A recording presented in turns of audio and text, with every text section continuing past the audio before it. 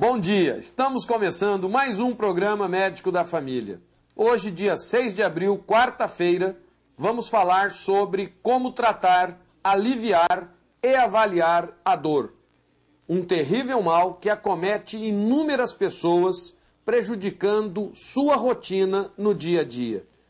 E você que tem dor sabe exatamente o que é isso.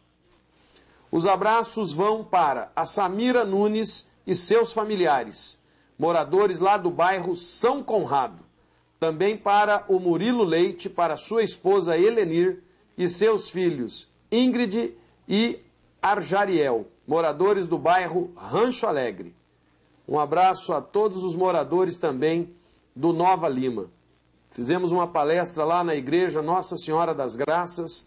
Padre Sebastião, um abraço especial para toda a sua comunidade aí da Igreja Católica Nossa Senhora das Graças.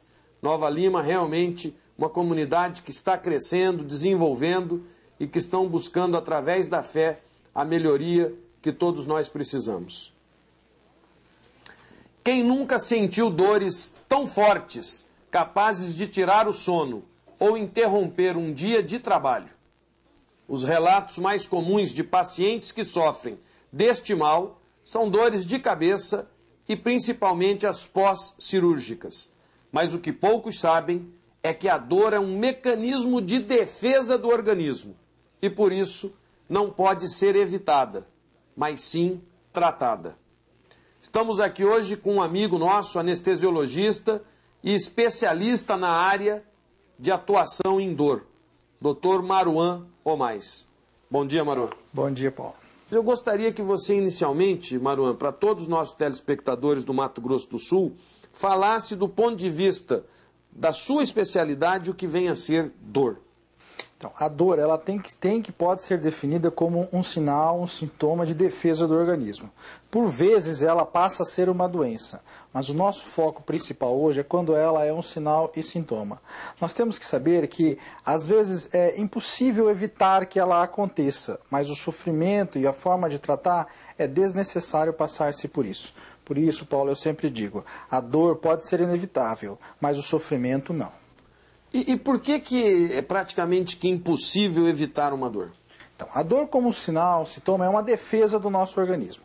Então, qualquer processo que se estabeleça, em 75%, 80% das vezes, nós vamos ter a dor como primeiro sinal. Então, é inevitável você saber que você terá um quadro de dor após uma cirurgia. Qual cirurgia? Qualquer que seja ela. E aí nós vamos avaliar se essa dor é de pequena, média ou forte intensidade. E conforme a intensidade desse quadro doloroso, nós vamos intervir e tratar.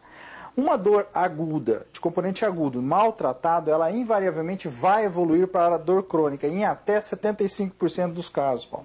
Por isso que a gente vem enfatizando, nós aqui em Campo Grande, a Associação de Sul-Mato-Grossense para Estudador, a Sociedade Brasileira e a Sociedade Internacional, para que a principal forma de evitarmos uma dor crônica é tratar adequadamente um quadro agudo. Cefaleias recorrentes, que são as dores de cabeça, as dores de coluna vertebral recorrentes que vêm e vão, as dores pós-cirúrgicas, as dores agudas decorrentes do câncer, também são coisas frequentes no nosso dia e muitas vezes mal conduzidas. É verdade ou é mito que as mulheres têm uma predisposição maior a sentir dor? Então, existe a literatura, ela vem a demonstrar que a mulher ela tem uma tendência maior a ter alguns tipos de dor, que o homem, por vezes, a incidência é menor. Mas o que vale ressaltar mais é a origem étnica da pessoa. Então, você ter um quadro doloroso numa pessoa de origem nipônica, numa pessoa de origem negra, pode ser diferente de alguém de origem branca. Então, a origem étnica também é muito mais importante do que o sexo masculino ou feminino. O que é claro é que existem algumas doenças que a incidência é maior na mulher e outras maior no homem. Isso é ponto pacífico. E é daí que a gente vai avaliar. Não, aqui nós temos um quadro de dor mais frequente na mulher e aqui um quadro de dor mais frequente no homem. E o homem é mais mole mesmo para sentir dor? Normalmente nós somos, né? Todo mundo. É difícil a gente admitir. Vocês sabem da minha transparência, eu sempre falo aqui, não gosto de agulhada. Ele que trabalha com agulha ali na costa dos seis é que vai dizer, mas o homem é mais medroso. Isso é pacífico, ninguém vai dizer aqui uma mentira de que não. Até por conta do dia a dia, a mulher ela está mais envolvida com... Tem a menstruação, que às vezes causa dor e assim por diante. E nós, parece que por mais fortes que sejamos, a dor às vezes nos abate mais, né, Maru? Isso é um fato. Assim, as patologias dolorosas no sexo masculino, elas tendem por incapacitar mais no sexo masculino. Até a dor não anda de mãos dadas com o estado emocional. Então, qualquer estímulo doloroso que exista, vai haver alteração do estado emocional. E o que vai se alterar nesse estado emocional? Podemos ter fenômenos depressivos, fenômenos histéricos. Então, depende da origem ética, da formação, porque a dor ela é subjetiva e a dor ela tem uma característica de que a manifestação dela é decorrente da formação que a gente teve, educacional, familiar, religiosa. É verdade que a dor já é considerada uma epidemia?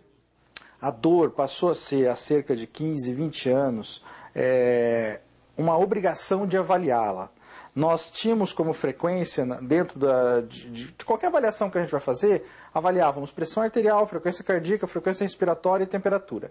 E passou a ser uma obrigação avaliar a dor como quinto sinal vital. É o quinto sinal que precisa ser regularmente avaliado.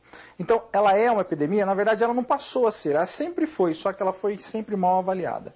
É a consonância que a gente chega hoje. Existe alguma diferença entre dor crônica e dor aguda? Existe, e essa diferença é importante a gente ressaltar. Qualquer um de nós que tenhamos uma dor aguda, ela vai ser um sinal ou um sintoma de que algo não vai bem. E aí nós vamos procurar um tratamento. Uma dor que perdura por mais de 3 semanas, a luz amarela tem que acender. E se ela perdurar por mais de 3 meses, ela é sim uma dor crônica e ela passa a ser uma doença e tem que ser tratada como tal.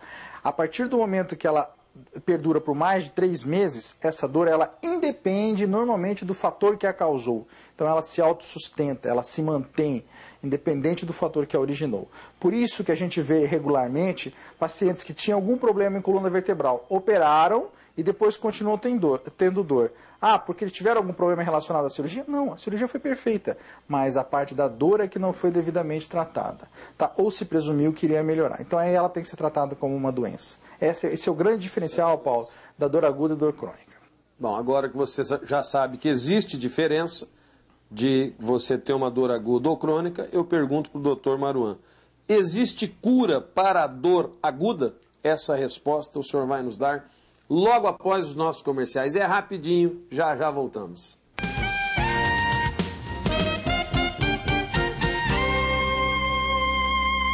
Estamos de volta com o programa Médico da Família. Como eu disse, era rapidinho. E um abraço especial para a dona Sebastiana, que me disse que gosta muito quando eu falo que é rapidinho.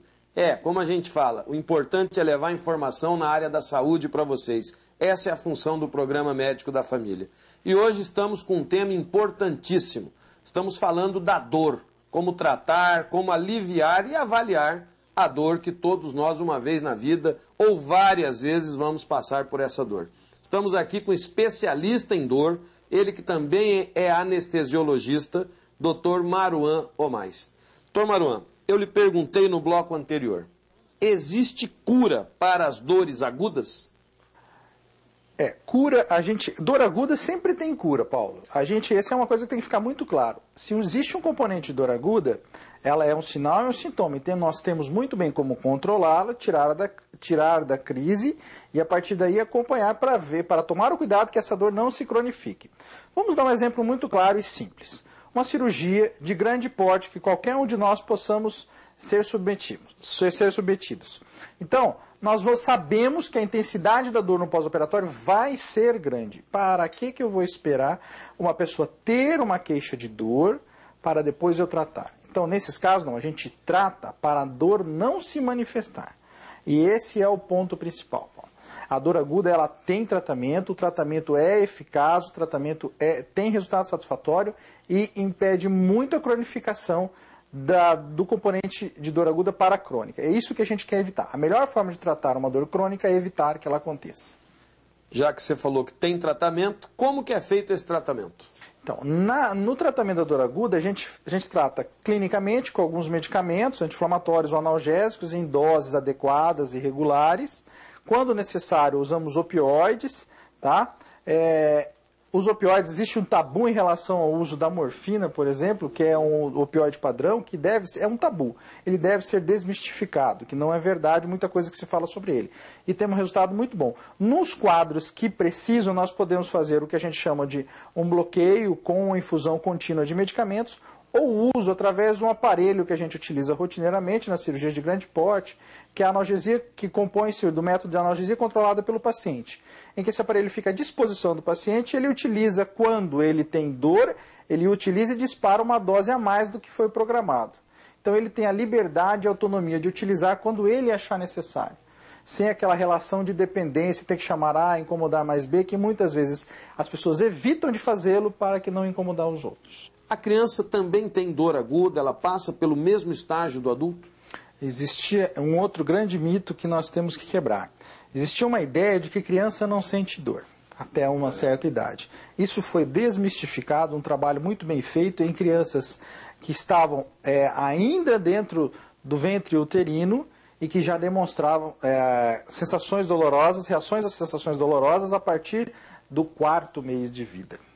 Intrauterino nós estamos falando. Então a criança também tem dor. O que difere a criança é totalmente diferente do adulto. Ela não é um adulto em miniatura. E você bem sabe disso. A criança tem as suas particularidades. Então, por vezes, ela tem algumas patologias dolorosas diferentes das do adulto. Você sabia, Paulo, que muitas das dores de cabeça em adultos, elas têm a sua faixa de início entre 5 e 6 anos? Então, depois, podendo levar de 15, 20, 30 anos de evolução, em que não existe um adequado reconhecimento daquela situação. Então, a criança tem dor, a criança sente dor e muita. Às vezes, a forma dela manifestar não é explícita como a do adulto. E aí você tem que ter a particularidade de saber como lidar com elas. A dor tem alguma coisa a ver com a genética ou não tem? Tem sim. Como eu disse há pouco, né, a origem étnica das pessoas ela é importante. Então, por exemplo, você analisar os estudos que analisam o nipônico, ele de uma forma, que analisa o europeu, dentre os europeus, o holandês, o alemão, o brasileiro, o americano, ele é diferente. Então, existe sim formas diferentes de manifestação e de evolução do quadro doloroso. Qual seria o especialista que cuidaria da dor? Paulo, a dor ela não tem dono. Todos deveriam saber tratá-la adequadamente. Eu digo sempre, a campanha da sociedade brasileira é assim, é tratar, aliviar e avaliar.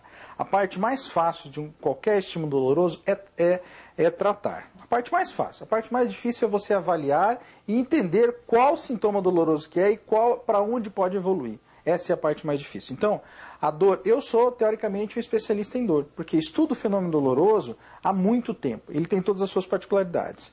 Mas todo profissional deveria saber entender e tratar a dor de pequena e média intensidade. O especialista ele vai tratar os casos mais complexos. É por isso que são os especialistas. Igual os cardiologistas.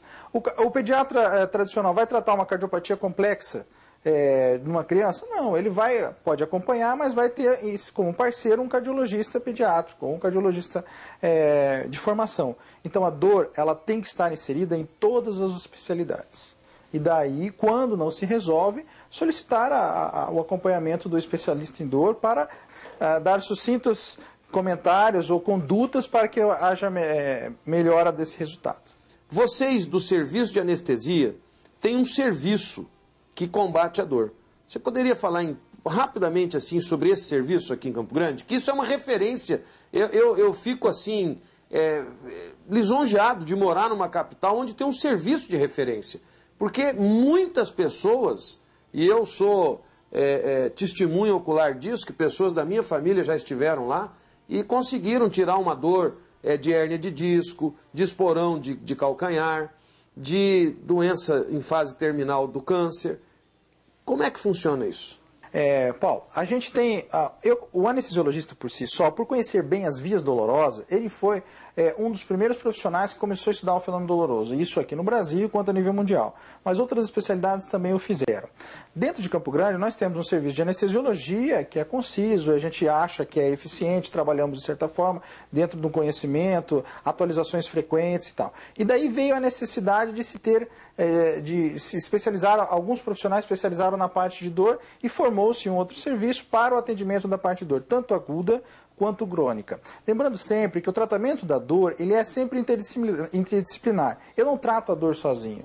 Eu trato a dor do componente agudo, posso até conduzir de forma sozinha, mas sempre eu preciso de um respaldo com os demais profissionais. E quando eu falo dos demais profissionais, preciso de um odontólogo, preciso de um psicólogo, preciso de uma enfermeira, de uma equipe especializada para poder acompanhar devidamente um quadro de dor aguda de forte intensidade ou um quadro de dor crônica. Então, nós temos, são dois serviços, o serviço de anestesiologia de formação, que atende praticamente toda a cidade, e temos um serviço de dor que estamos pouco a pouco tentando atender cada vez mais a população e da melhor forma possível. Que ótimo que Campo Grande está muito bem servida nessas duas áreas. Como você também é anestesista, quero te fazer um convite aqui com o nosso público para que a gente faça um programa sobre anestesia. Tem muita dúvida se anestesia geral tem risco, se anestesia RAC, peridural. Topa fazer um programa? Claro, estamos à disposição. Tá aí, feito o convite, aceito, vamos combinar então para falarmos só sobre anestesia. Doutor Marão, eu quero agradecer a sua pessoa em ter se disponibilizado em vir aqui hoje, sucesso lá no serviço de dor e que a gente possa sempre estar trazendo as novidades aqui para o público que nos assiste. É sempre um prazer estar aqui, Paulo. Mais uma vez, obrigado pelo convite para poder esclarecer e orientar. E você que ainda tem dúvidas sobre dor ou outros assuntos relacionados na área da saúde, anote aí os nossos endereços. Nosso e-mail, médicodafamilia@hotmail.com.